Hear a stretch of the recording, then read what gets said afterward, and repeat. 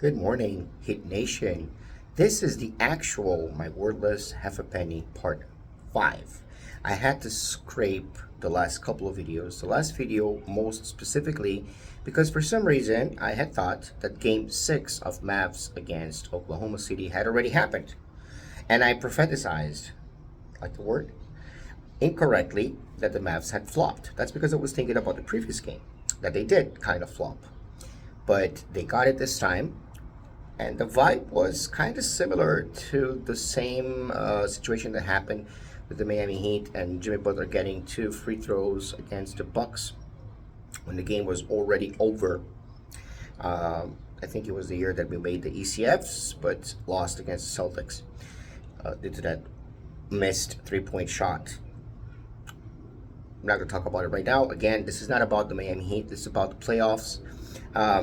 I had also made a different mistake, but I didn't think it warranted deleting the video, which was the way that I pronounced Shai Gilgeous-Alexander. I, for some reason, thought that the G was silent. See, I told you, I make stupid mistakes sometimes, and when I do, I'm going to try to delete the videos as opposed to just trying to correct them, because I think this is worthless enough as is. In any which case, this is very conflicting playoffs. It's not exactly the best type of sensation to understand that part of the NBA, the East, is so injured. The Celtics cakewalked until now to the ECF. They did.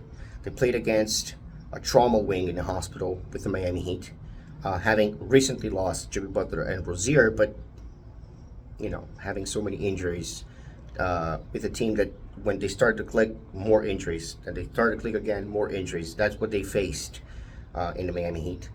And then they went and played against Cleveland. Cleveland, without Jared Allen, in my opinion, suffers more than the Celtics without KP, regardless of KP being a 20 PPG kind of player.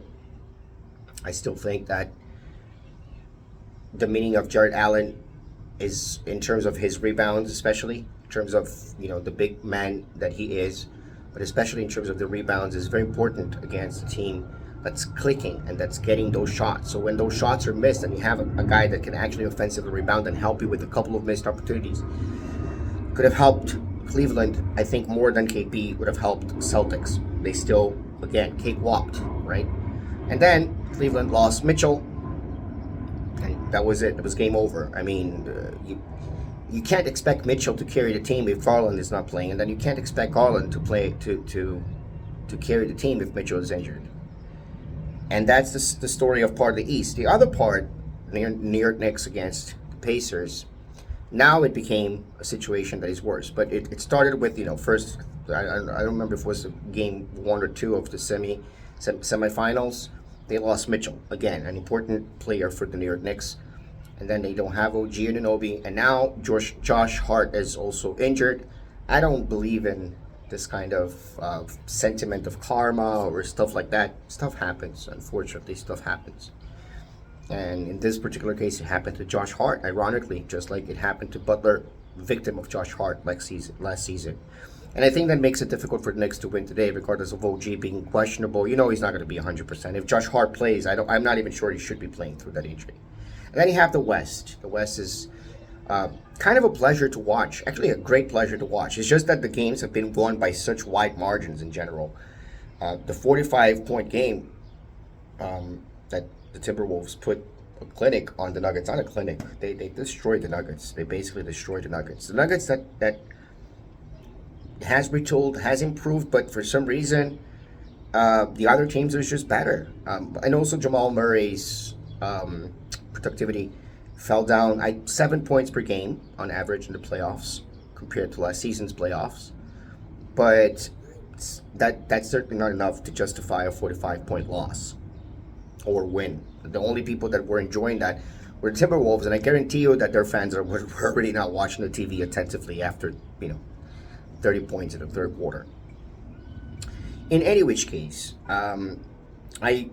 my previous prediction was that it was going to be the Knicks and the Celtics. I think that I'm going to be wrong in that.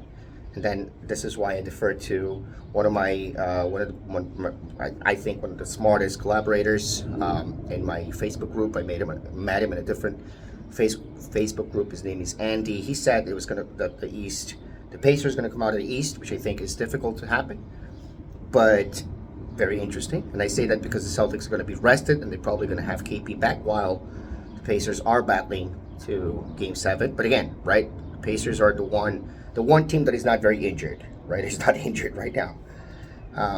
So maybe they do have a chance, and they are quite unpredictable. So, and he also said the Mavs are going to come out of the West. Very interesting. I thought Oklahoma was going to be in the WCF. I was wrong there. The Mavs came out.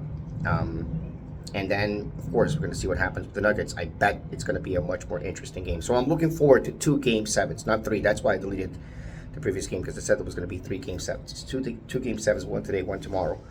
I'm looking forward to those, and I'm certainly looking forward to the finals of both conferences.